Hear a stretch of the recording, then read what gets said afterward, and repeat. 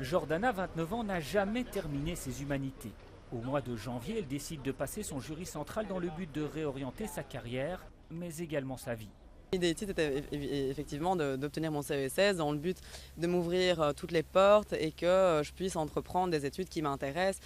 Et effectivement, si des études il y aura, ce sera certainement dans les sciences humaines. Sans ce CESS ou certificat d'études, il est quasiment impossible de réintégrer le système traditionnel du travail et de l'enseignement.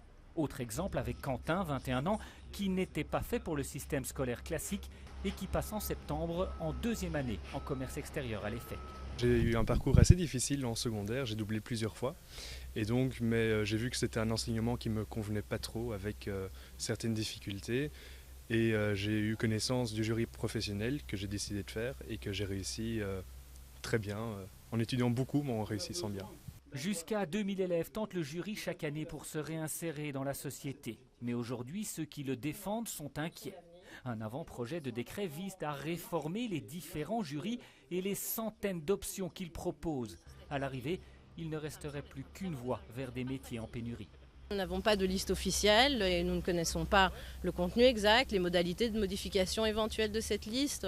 Bref, rien. On a ici des élèves qui se préparent pour préparer des examens au mois de janvier et ils ne savent pas à quoi se préparer. Les cours généraux vont changer, les options aussi.